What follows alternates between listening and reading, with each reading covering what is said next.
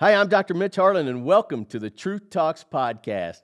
Today's episode, I am here with Brian Wall, certified advanced alcohol and drug counselor, but even more important, addict to therapist. Brian, how the heck are you? I'm doing well. How are you, sir? Man, I tell you what, I literally am very, very, very excited to do this segment, and for a multitude of reasons, because I don't think there's anybody in that walks the planet that doesn't know or maybe directly involved with somebody that has some sort of an addiction issue. Your story was a write-in story, and it literally touched all of us here at True Talks, and that is exactly why you're on here today. You actually almost look like Z-Dog MD too, by the way. Did you know that? I am. I play him on TV. That's right. Your story is profound, though, man. There's so many twists and turns in your own personal life, and kind of as we talked before, you've got two certifications. You got the certification of real life, and then the certification of kind of formal education. And I asked you before, let's do it in front of our listeners. Which one do you think values you the most? Oh, by far, I think the initial. I think the formal education complements what I've learned by making some really difficult decisions. That's wonderful, and you're going to share a lot of that stuff with us today. So, kind of, let's jump into your story. Yeah, so you asked me to tell my story, and you always on your shows prompt like, "Go ahead, jump in and tell your story," and it's like, whoa, that's a big cue.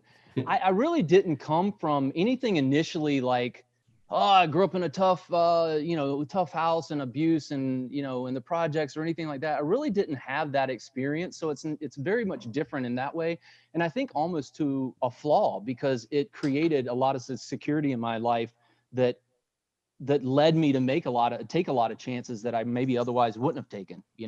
Right. I was born and raised in North Carolina in a Christian household, two incredible parents. My dad was an executive and worked in the medical field for 412 years before he retired. And so I was always around this political kind of performance-based atmosphere, and my mom worked for doctors as well, but never did anything that sacrificed her time with us. So we always had mom at home with snacks ready after school. Your typical upper middle class, if I can say, white family sort of upbringing. And so my struggles really started my senior year of high school. Leading up to high school, around about 7 years old, I was in the pool down at the local neighborhood, swimming, and a lot of the parents were complimenting my parents on like, wow, Brian's got a great stroke. He really should look at maybe getting into swimming, that sort of thing. And so I pursued that and ended up on a travel team. And so fast forward, swam for about 15 years, got a Division I scholarship, collegiate scholarship to a local college, and ended up getting pretty close to Olympic trial cuts in a couple events, which tenths of a seconds in swimming is a lifetime. So It's when I true. say close, keep it in proximity. But it was my senior year really when I was at a place where I had my best friend was on the swim team, and he introduced marijuana to me, and he also introduced mushrooms to me. And the first thing I ever did was trip on mushrooms while camping at a local park, which was a horrific idea. Now that I look back, I look back and I think about like what trauma was going on, because from my own personal and professional experience, it seems that trauma triggers a lot of the addiction. It births a lot of the addiction and that process. And so I look back and I recognize that early on. My brother, I remember when I was about 10, he got hit by a car, almost died crossing the street one summer going to the pool. The gentleman that hit him was actually returning from a funeral, oddly enough, and threw him 50 feet in the air. He landed, off the highway and ended up being in the hospital for an extended period of time, and had a lot of interaction with angels and all these really spiritual, divine appointment type experiences that he ended up telling family about later on. And during that time, I was kind of floating with a friend's family, and so didn't get really any updates about what was going on, and except for in the evenings when my mom and dad could get to the phone, and they were super responsible and awesome and called me regularly. But to me, it felt like never, right? Right. In that moment. And so I look back and I recognize that that was kind of the beginning of me questioning a lot of trust, and a lot of security issues begin to well up inside of me. And it ended up really triggering and pushing a lot of those buttons for me, that I had to begin with very limited tools at that age to figure out, what do I do with this? What is this? Is this real? What is this about? How do I manage this? And just didn't have what I needed at that age to do that. So my best option, my best solution was to do more drugs, to socialize it, to delve deeper into what in the moment would give me the security that I was looking for. So I'm going to come at you from two different angles. So obviously you're a clean cut, good looking fella. Thank you, sir. It's a plug. It's a plug for you. You know, it's not what we prototypically would see, right? And we always stereotype everything. So let me go back to your the first hat that you wear, the certificate of life. People probably looked at you and said, "Nah, this guy probably doesn't have a problem." Were you holding it all together? Were you in control? And then tell us kind of what you see from the other side of that perspective. Is somebody like you who may not have that stereotypical type of look, are you harder to reach as a therapist? I think I'm a nightmare. I would be a nightmare client for me, honestly. I was brought up in, my dad working for medical doctors his whole career. It was very, very much rooted in political, and say the right thing and wear the right thing and carry yourself the right way. And so because he was in that mode 8 hours a day plus, and when I saw him, it was for a short period of time in the evening before we all went to bed, that was something that brushed off on me. And I learned very quickly that you can manipulate other people to get what you want. You can influence other people. When we're young, we call it manipulation. When we're older, we call it influence, right? Right. So it's worked out in my favor, I guess. But at the time, no, I wasn't holding it together. I think on the outside, but on the inside, I had a lot of questions that were unanswered, and I didn't know how to answer them. And I didn't really have, because my dad was in that field. My dad's an amazing man, incredible heart, but we didn't have a whole lot of those deep down discussions of, what are you feeling? How, what's going on? Where do we go next? How do we handle this?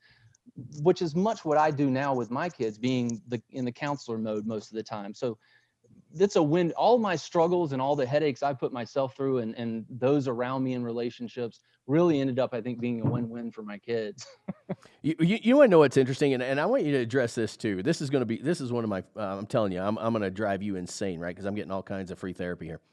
So, I've got some docs that work for me, and a couple of them have had issues with pain meds, addiction to their own stuff, basically is what we call it.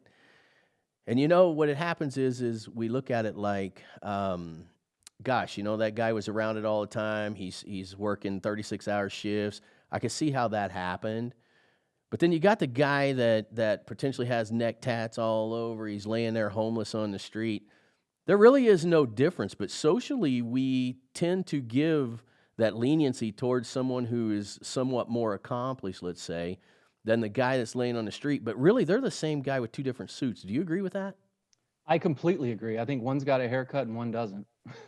Yeah. That's what it boils down to. And it's really sad, because that is how our system is set up. An upper middle class white male, I have a favor in literally any situation I go into in America.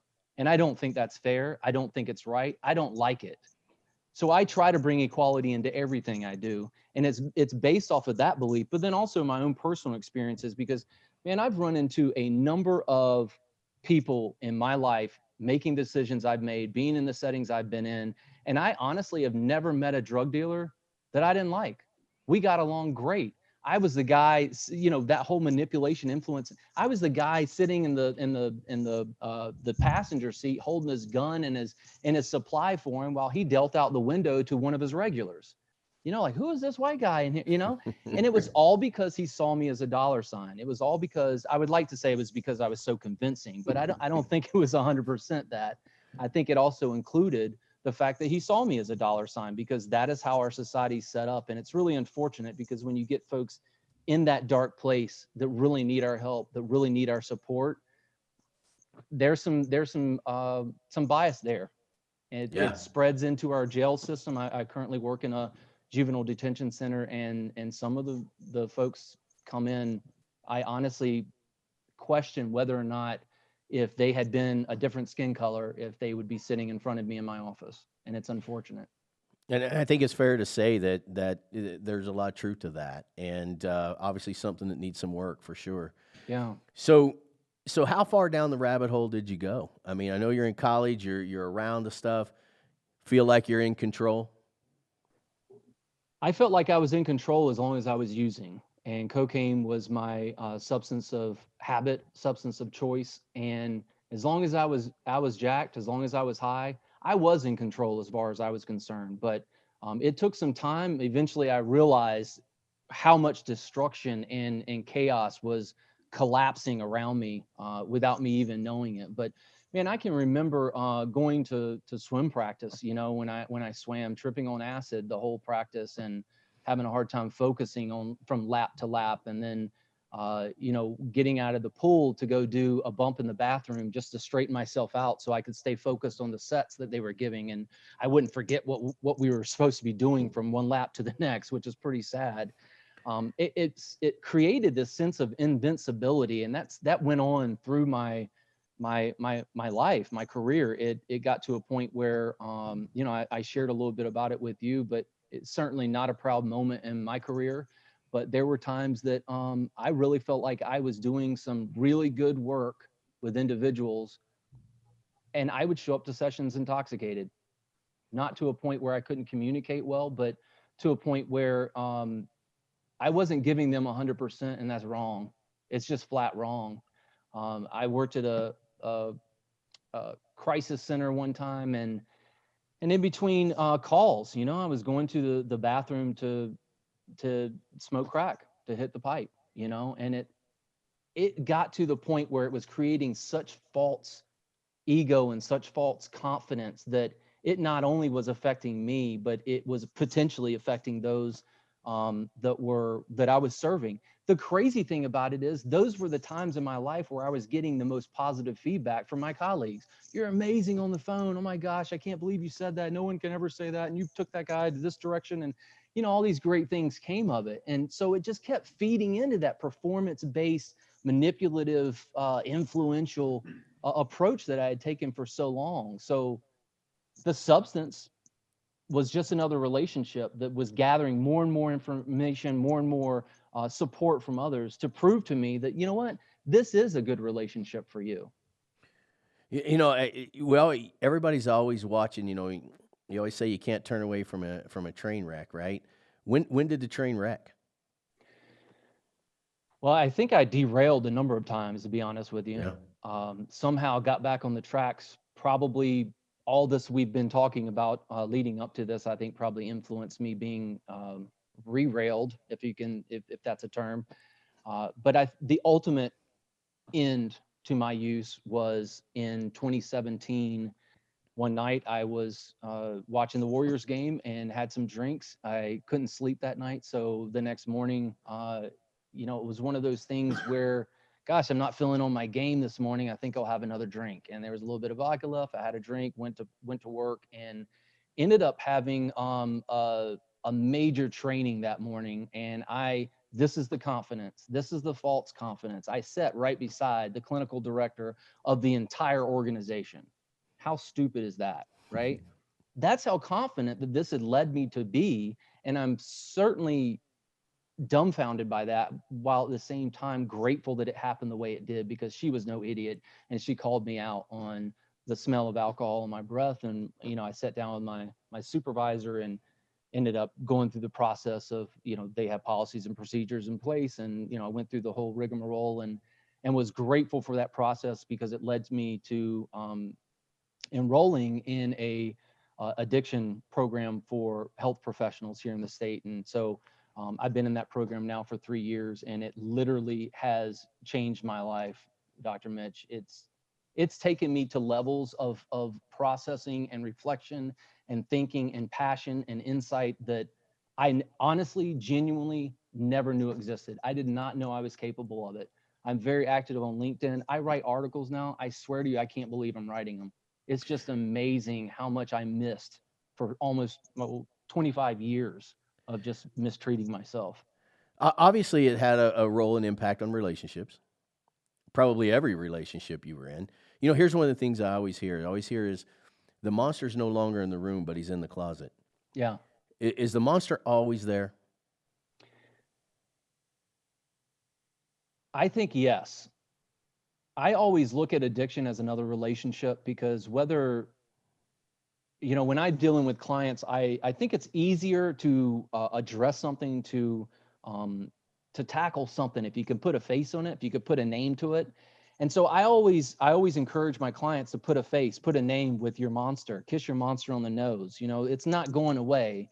So let's just make friends with it. Your friends are close, keep your enemies closer, sort of thing. So I know that seed genetically is in me. It's on my mom's side. There's extensive substance use, and so I know it's in the bloodline, and that's something I have to be respectful of. And I know that given the opportunity to crack that door, it absolutely will come climbing back in. And my addiction is a she in my mind.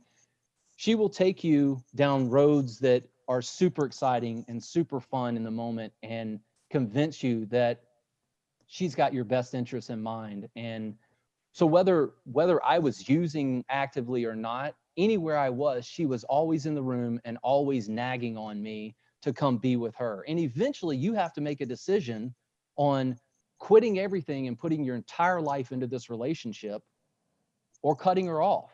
And she doesn't like to be cut off. That comes with Yeah. consequences. And that's that recovery process. At least early on, initially, it's very, very difficult for a lot of people. It was for me as well. There is nothing better than real life, real stories when at least in my opinion, when it comes to really focusing in on change. And one of the greats, one of my favorite sayings of all time is there's 8 seconds in this conversation. We may do this podcast for an hour. There will be 8 seconds and somebody will pick it up. And all of a sudden they're like, maybe it's the monster. Maybe it's the kissing her on the nose. Maybe it's the nagging that's tugging on you all the time. There's 8 seconds that we're going to say sometime in this podcast that's going to change somebody dramatically. And that's what kind of is really interesting. And so I want to kind of run this by you and get your opinion on this. Yeah. I have a friend that was one of the stories that I did, and her son got really into a lot of drugs, real heavy drugs, and mom worried about him every day. She prayed for him every single day, and it pissed him off. He was like, listen, I got this under control. Exactly what you were talking about. I got it under control. The guy's life just turned into be a disaster, right? And it wore on their relationship, and she never stopped loving him. She never stopped praying for him. Until one day she was just like, you know what? God's not listening. This just isn't worth it. And it was almost like she just let him go, like cut that string and let him go. Ironically enough, a few years later, her daughter got in a similar situation, and she went through that same thing. But what was fascinating is how he then came back and responded. When it wasn't about him, he all of a sudden saw the strife in her. And when the daughter told the son, listen, pray for me because I think I'm going to die over this. That's how bad that she had gotten. All of a sudden, the whole faith thing comes back into play. Both of them are clean and sober now. But it was like he never saw it in himself, but until it happened to someone that he loved. Does that ring a bell? Do you see that quite often? Yeah, I do. It's really interesting that with, you think, I get that kind of conversation often with parents of, what do I do to turn him around and just stop this whole process? And it's not a popular answer, but it's the way I feel. It's from my experiences personally and professionally.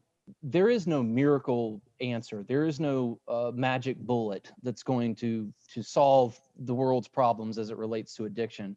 I think that a lot of times, for me, from my experience with clients and otherwise, it's got everything to do with connection, and that's what you're talking about. You're talking about a moment of connection that he experienced. I've found that a lot of times addiction is triggered and we crawl down that rabbit hole because we don't feel connected. We don't have an identity. We don't understand our purpose. We can't control our passion because that's diluted in all these other chemicals we're putting in our bodies. And when it boils down to it, our lives are our individual journeys that tell a story that fulfills a destiny and leaves a legacy. That's how I see it. And when I can get if I can get my clients to connect with, just reconnect with something, get their hands on something tangible that they can feel a part of that's bigger than them, that's when the change happens. But before that, it's a lot of floating. And that's a tough situations for parents, because you've got kids that are struggling with addiction, and inevitably you want the best for them. Of course you do. I've got kids. I want the best for my kids, but I'm a believer. I believe in Jesus Christ. I believe in the Word, and I also believe my kids have been loaned to me, and I've got to do the best I can to take good care of them. But ultimately, I don't know how long I have them. I don't know how long the world will get to spend time with them either. Whatever their choices are, that is not a reflection on me. I do the best I can as a dad. I bring them up the right way, and they have to make their own decisions. And that doesn't mean, well, they made this decision because you didn't bring them up in the Christian faith. I'm not saying all that. We know what's right and wrong. They didn't go into using substances for 15, 20 years and never know that it's not the right thing to do. They knew it was wrong, and they made a decision accordingly, and that led to a consequence. And that's they have to live with that. And if I can get that on the parent side, if I can get a parent to understand that detaching, and that's exactly what you're talking about. That parent was able to detach from her son, and that's when that change started happening. There's a lot of power in that. This is why I love having these conversations, because this is such a huge topic. It affects so many people. When somebody has an issue, how do we delineate addiction? Well, and that's really the issue in itself, because you're asking essentially, where is that control at, right? And by Right. definition, addiction is not there to be controlled; it's there to control you, right? So when I always approach my clients when they are concerned about something in the realm of addiction, is how is it affecting your daily functioning? How is it affecting these things in your life, your relationships, and going to work and taking care of bills and your self-care and spiritual aspects, all that, the whole conundrum of what it is to be us as individuals on this planet. How is it affecting all that? And if it's causing some imbalance, then it's probably something we want to look at. Obviously, different types of addiction. So any of those can go down any number of avenues, obviously. But when you're dealing with some of the harder drugs that, well, I only use cocaine once a week. Well, no one ever started using cocaine once a week and 20 years later was only using cocaine once a week. It just typically doesn't happen that way, right? Right. So naturally it's going to flow. Addiction's going to get a hold of the process, and it's going to unfold, and she's going to show up in the room, and she's going to tell you what exactly your tomorrow looks like, whether you like it or not, right? That's when it becomes a problem, and that's when it's too late. So these are the conversations we want to have early on when we notice some of the imbalance happening in our lives. And that's what I try to trigger clients into, that insight, and keeping a handle, a vision of where that balance is for them, and where they'd like it to be. And each individual different. Like, let's say, I think we take a lot of the big topics like alcohol. That seems to be one that's so big for everyone. Right. But you get a guy who goes through the 12-step program. It's about, you just got to cut it off completely. Is are there people, which I think I know the answer, but I'm anxious to hear it. Are there people that can be an alcoholic and still have a drink once a week socially? Or is it really recommended you just got to stop it completely? That's Can a you tough question. And can you ever control the beast? right. And that's where you keep getting back to. I think the question really is, why exactly the need to test that? If you've experienced the destruction, and I have, the destruction in every single area of my life, personally, professionally, relationally, spiritually, emotionally, you name it, across the board. I mean, it was on its way down, and some areas had already bottomed. So when you look at the destruction and you're aware of that, why test the beast? That's my whole question. What is the draw? Because if you're still, oh, I can just have one drink and I can manage it, that's addiction. She's still in the room and she's telling you what you can do. That is addiction through and through, right?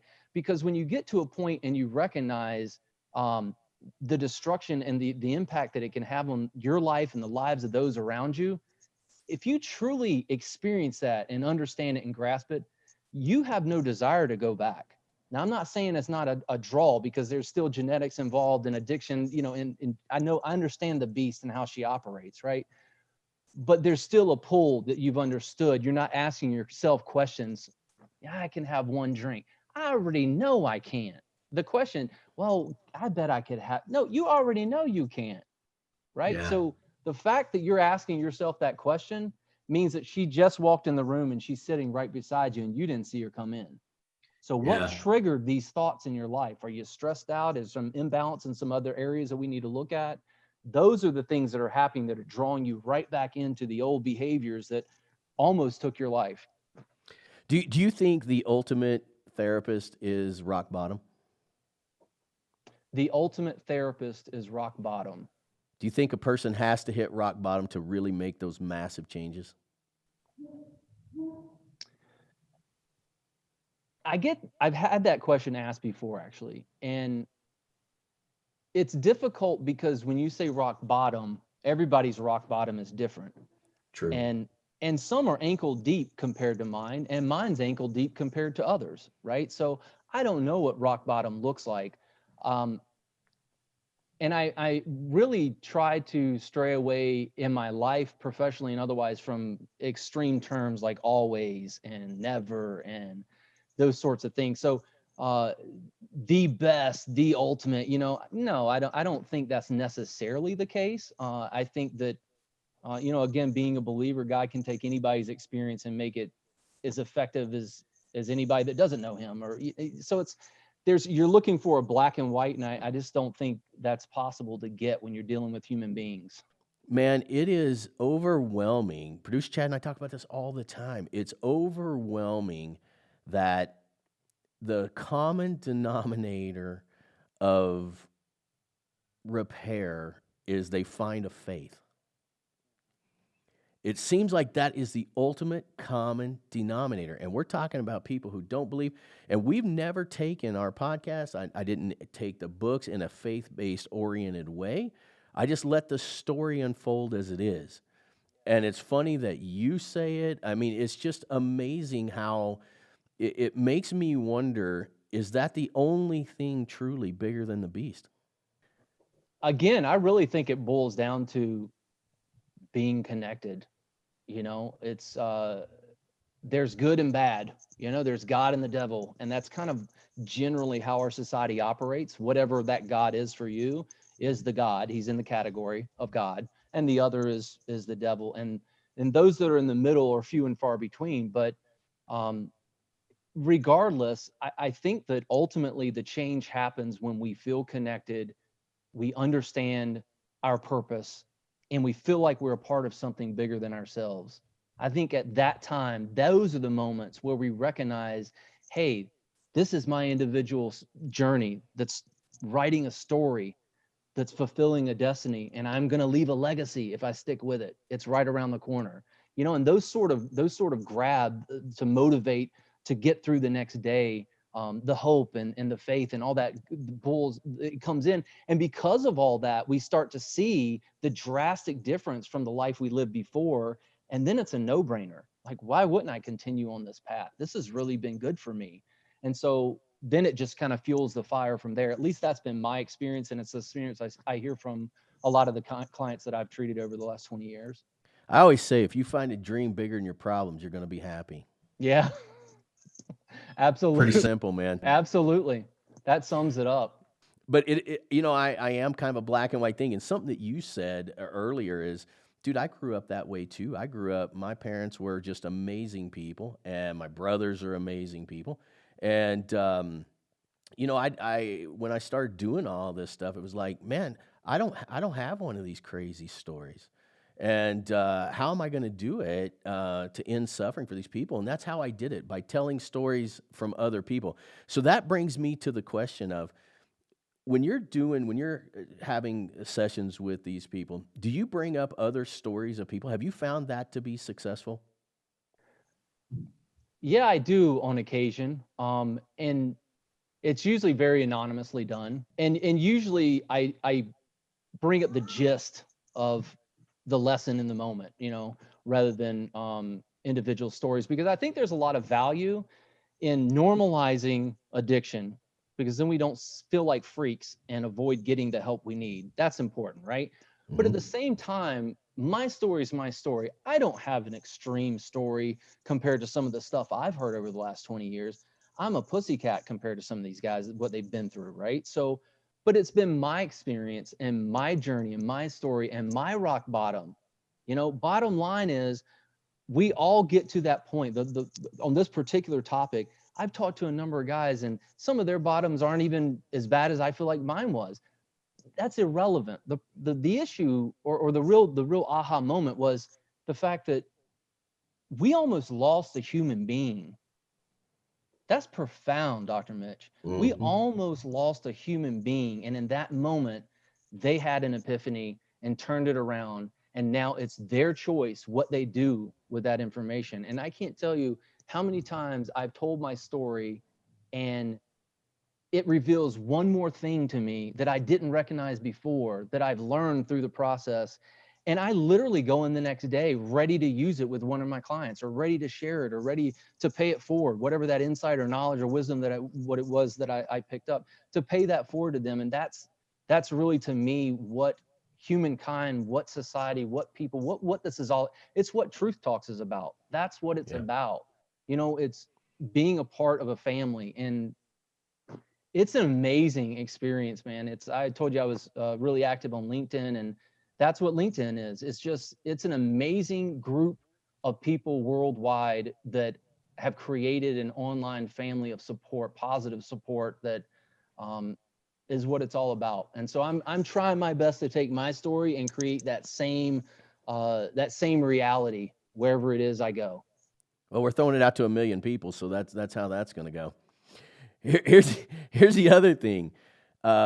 It's always my 8 seconds, and here, tell me how you feel about this or what you think about this. My 8 seconds with you, and again, we should let our listeners know this, that you and I have had a few phone conversations as well. My 8 seconds with you is, I'm picturing you sitting there at that crisis hotline, probably doing great work talking to somebody, then walking out and hitting that pipe. That's my 8 seconds with you. And why that 8 seconds is so powerful is because I've gotten to speak with you on a very intimate level, and I think you're one of the most wonderful human beings around. And I will say this, and I will say this on air for everyone, man, you are the guy I would see. You are absolutely the guy I would want to sit there and have talk to me. No ifs, ands, or buts about it. And to know that I have that much respect for you as a counselor, you prove to me how powerful addiction is in that 8 seconds. That's what blows me away. I don't know what to say to that. That's humbling to hear, honestly. I was thinking back to,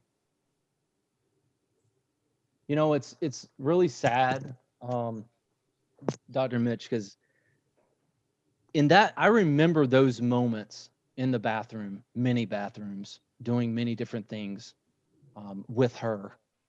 And it was at those moments, in those rock bottom dark times, that I remember not even enjoying the high. I literally went to the bathroom to argue with her the entire time while I was smoking up, or while I was doing a line, or whatever. There's mirrors in bathrooms. Worst place in the world to be if you're not feeling secure about yourself, if you're feeling like a failure, you're having all these questions asked internally and you don't know the answers, and you're in that moment and you've got to walk out of that bathroom, calm her down, knowing she's going to go with you, and she needs to keep her mouth shut, because if she causes a scene out there, you might lose your job, right? Yeah. You got to get back on the phone and pull it all together. It was the most chaotic, most, for me, dirty, and I can't even put words to it. It was just the darkest of dark places for me. And I remember thinking, what are you doing? And then getting on a phone and literally walking someone off the ledge, literally 10 minutes later. I can remember nights that happened. And then getting feedback from colleagues about how great I was, and all this positive feedback, which is wonderful. but it's feeding the beast. And it was just a horrible situation to be in, because I'd lay down my head every night more lost than I was that morning when I woke up. And it's not a place I ever want to go back to. I want to ask you another question. Since we brought you on the show after your write-in story, this is what I believe wholeheartedly with 100% of our Fiverr producer Chad and I talk about this all the time. Our mission is to end suffering, and for as many people as we can. We know we can't probably heal the world, but we're going to give it a shot. And what our thing really is with Truth Talks, and I want to ask you this, and I want your absolute honest opinion. We brought you on our show to tell your story. Do you feel like you owe it to us to never go back to that space? No, I think that's a dangerous place for me to be. I got to do it for me. And if I'm out of the game, I'm in trouble. I've got to be the coach. I've got to be head of my game, right?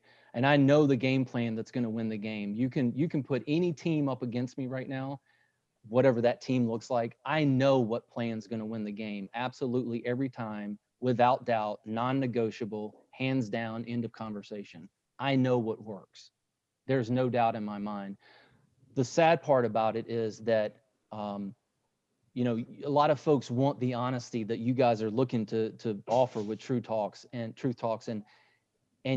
you, if you provide a tidbit, because you're afraid to share too much, you get a hard time because you weren't completely honest, or that wasn't really that bad, or, oh, that's not rock bottom, or whatever the case may be. And we haven't even gone into even remote detail of my story. We literally taste it. It's a buffet and we're having hors d'oeuvres right now, Right.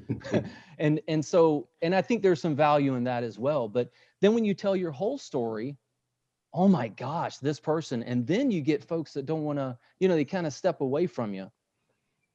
Bottom line is, telling our stories, sharing our journeys with others has so much value. It has so much purpose. It has so much power in pulling people out of those dark places. Man, there's someone right now listening to our message, and they're having questions run through their mind that we've covered already in this talk. They're in that dark place. And you know what? This podcast is about that. And it's like, who am I to let my ego get in the way and do it for somebody else, or not do it for myself? I'm afraid I'm going to lose that. It's like, we got to be about people. We got to get real. Truth Talks is about being real. And I have a trilogy series on LinkedIn. It's called Real Talk with Brian, # Be Real with Brian. And so I do weekly trilogy series on mental health awareness and addiction, and then just general self-care awareness stuff. And I try to promote that realness, because we are so stuck behind ego, and it's eating us up as a society, man. It's sad. We got to cut the crap and get real with each other. I'm hurting. I made some horrible decisions, and I hurt a lot of people. I'm not happy with that, but it's payback time in all the right ways, and I'm ready. That's what I love about you, man. That's what I loved about the story. Is why I was so excited to do this. I had a guy come in to me. I guess it's been probably about 2 years ago.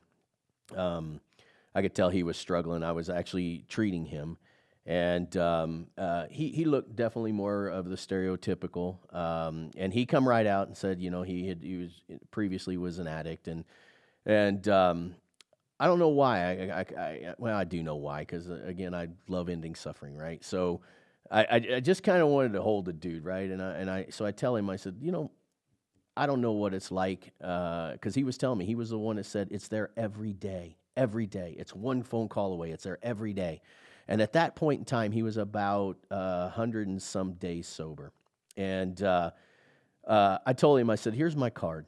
I said, man, just do me a favor. I go, there's 2 things I want you to do. One, before you use, I don't care what time of day it is, what time of night it is, just call me.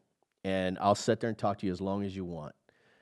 And this guy was blown away, man. I was his doctor. It had nothing to do with what he was even in there for, right? He was in there for spine pain, right? But I could tell he was blown away. He didn't even know what to say. It was almost like it was an awkward moment. And I said, and the second thing I want you to do is I want you to tell your story to someone else, but tell them how sober you are. Tell them the story of how you got where you're at. 500 days sober later, the guy came in and he had disappeared, and I thought the worst. My mind went to the worst. He fell back off. He's embarrassed to come in, whatever it may be. And the guy comes in. He tells me the story. He had a spoon that was on a bus stop, and it had some residue on it. And he said, I got mad. He said, I got real mad, and I just didn't know what to do, but I was mad. He says, I thought about calling somebody. And he said, I pulled out your card. And he said, all of a sudden, I kind of got calm. And he said, I'm not going to do it. I'm going to walk away. And he walks away from that. And not only did he walk away from that, but then he went out the very next day and told his story to another person that he knew was suffering from addiction. And I don't know what ended up happening with that, but the next time I did see him, he said, it's the first time I really felt like anybody truly cared. And I think that's, it was just like, man, I do care, right? Yeah. I don't want to see that guy suffer, even though you look at him and you're just kind of like, man, you can tell you lived it rough. And I'm sitting over there thinking, man, I've lived it not rough. And I want him to be able to share in some of that stuff. And that's why I love stories so much. And that's why I was so appreciative of what you've got. And we've already talked about it. We're gonna run more segments with you. I'd love to. You're gonna be my new Dr. Phil-ish. We're gonna call it, what's the hashtag again? Hashtag Be Real with Brian. Hashtag Be Real with Brian. Maybe that's even our segment. I see producer Chad over there licking his lips thinking, oh my God, more work.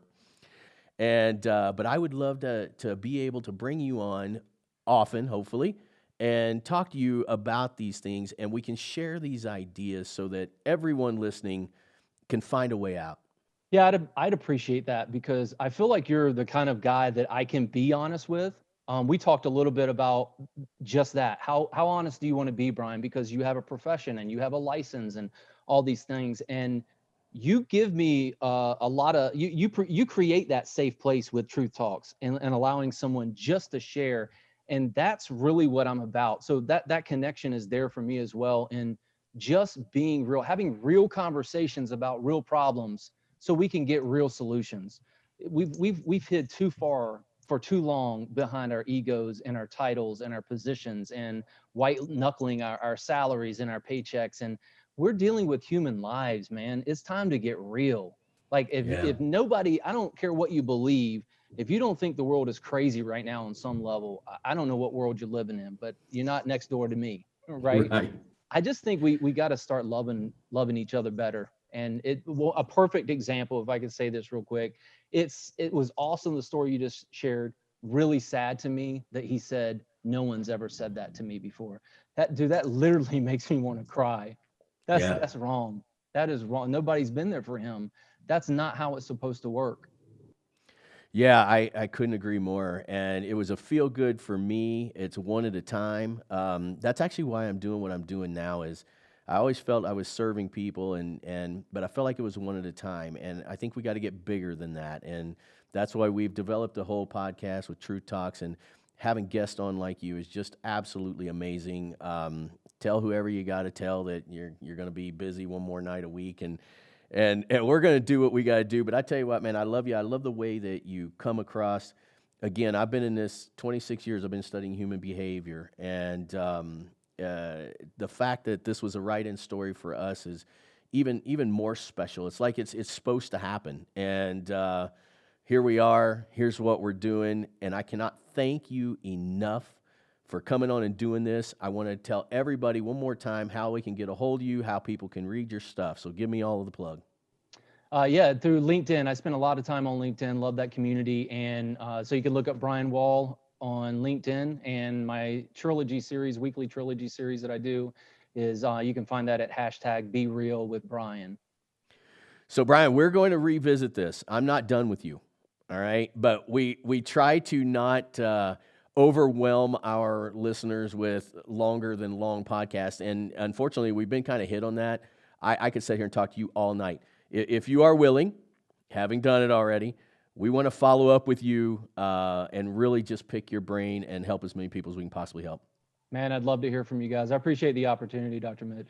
Brian, you're awesome, man. Thank you so much for this podcast. You too, brother. You take good care. All right. Thank you.